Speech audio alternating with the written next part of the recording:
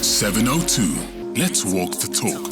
Let's get into our first interview then of this hour, and welcome to 702, Professor Tshilidzi Marwala. You may have a question for my guest. We're going to spend a little longer with him than we normally do on the interviews in this show, so a chance to perhaps engage with Professor Tshilidzi Marwala, Vice-Chancellor at UJ, about the university, but also more generally questions of higher education. Give us a call on 011-883-0702.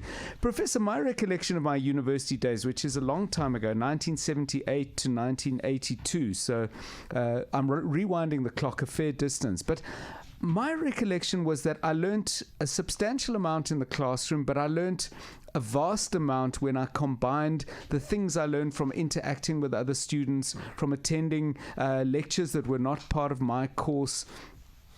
How worried are you that we might be moving into an era where we give young people a degree but not an education?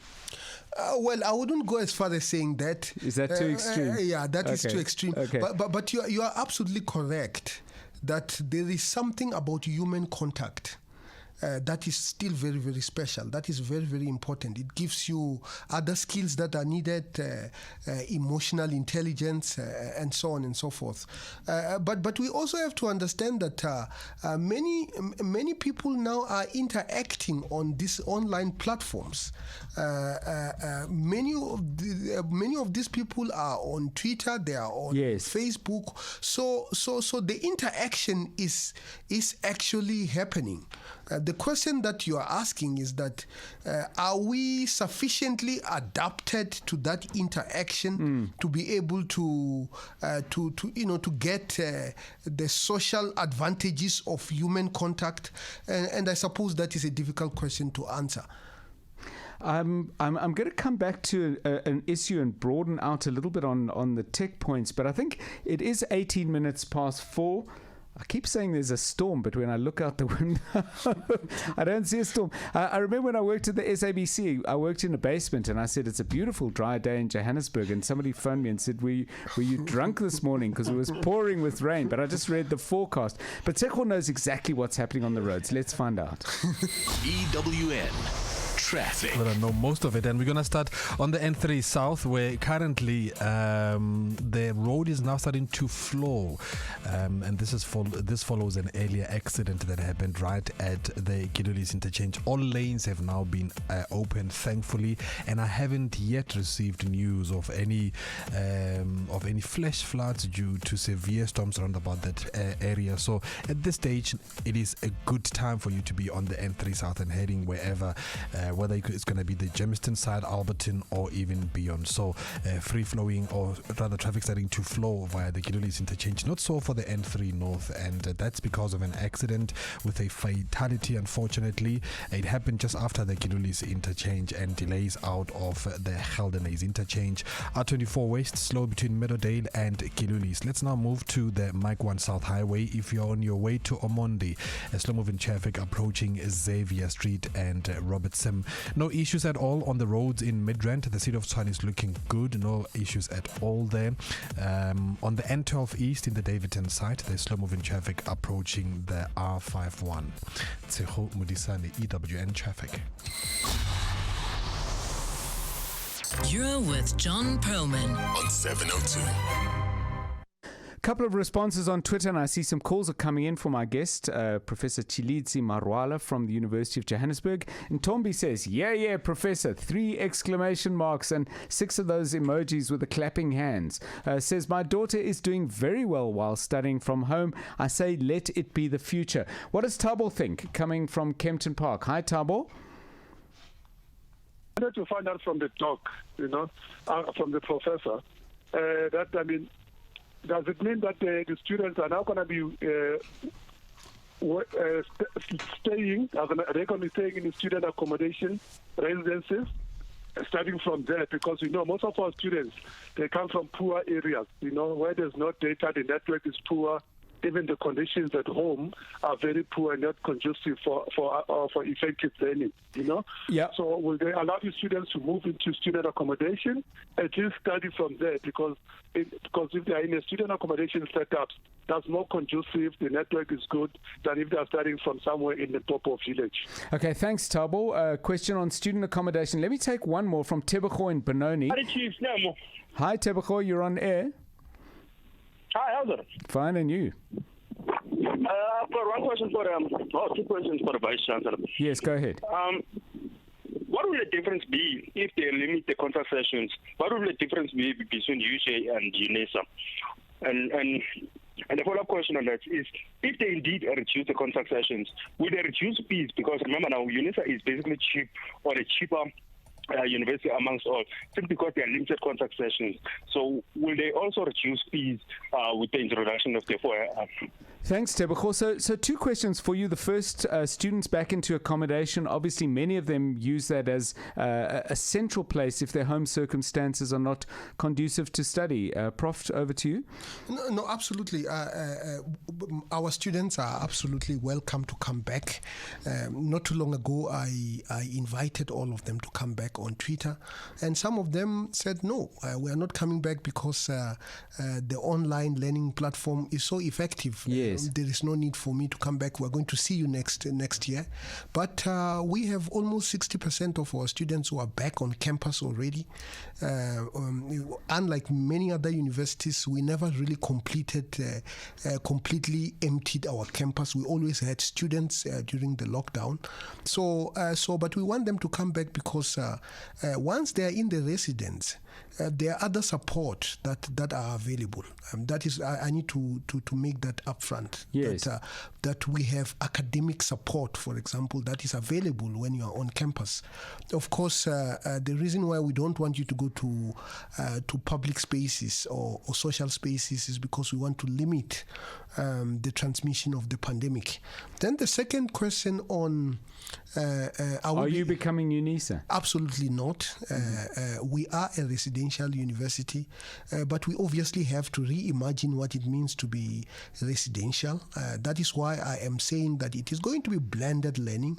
Whenever it is absolutely necessary for our students to be in the classroom, they will be in the classroom, but they are not going to be 200 in a class. There will be 100, so which means we have to reorganize the way we do things and so on and so forth. I want to broaden it a little bit, and you've spoken, Professor, about how technology can deal with the educational challenges we face in the pandemic. You also sit on the South African Presidential Commission on the Fourth Industrial Revolution, and indeed you've just written a book called Closing the Gap, the Fourth Industrial Revolution in Africa. You're going to be having a conversation with my colleague Mandy Wiener in a couple of days about that, so we won't go into the book itself.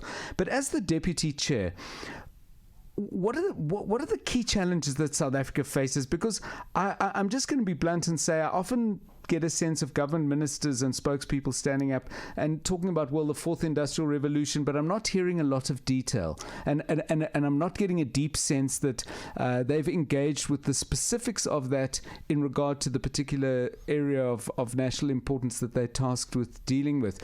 Share with us how you see South Africa using technology to deal with some problems other than education. Absolutely. I actually think maybe if I could just give you maybe the top 7 problems that we actually face as a country.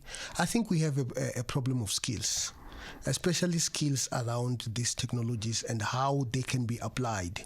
Very, very important. Our educational system has to be reorientated in order to be able to deal with the world as it is changing. The second one is technology. Access to technology. And access to technology, much of the technologies that are available, whether it is blockchain, whether it is artificial intelligence, you can actually get them for free if you go to the internet. Google gives you all AI algorithms for free.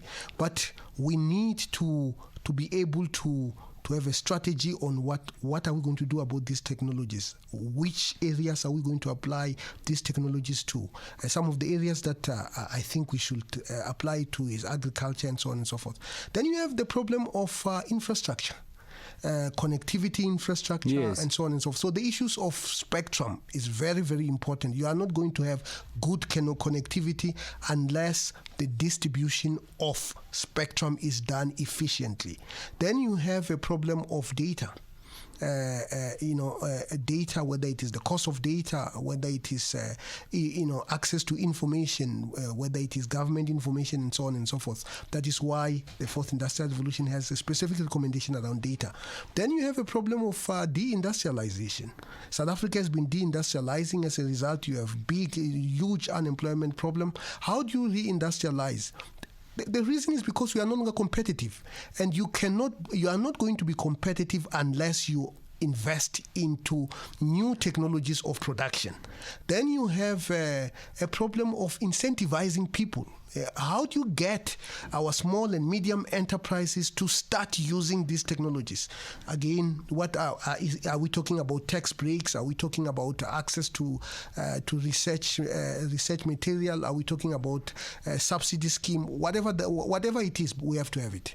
I want to ask you a philosophical question, because we've spoken before, and you have a love of literature, you're interested in history, you insist that students, even if they're doing technical subjects, engage with the humanities. And here's my question. In a context where there are a lot of people who don't know how to do their jobs properly, can technology be really confusing, where somebody is not fundamentally doing the work of checking that a water pipe is not leaking?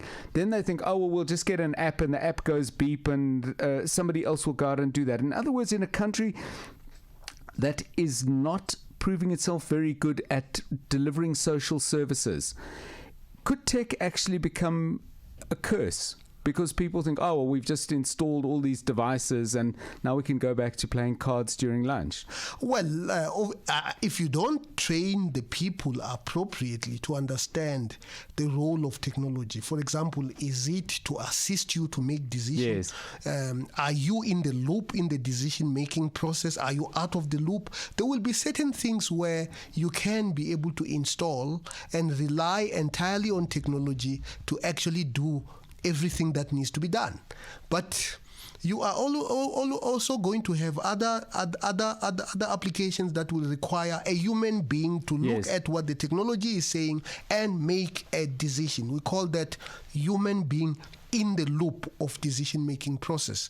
Then you will have other processes where a human being is observing what is happening. There's a screen in front of him or her, and they're observing it. So we need to train people to be able to know when do you rely on technology, when do we not rely on technology, and so on and so forth.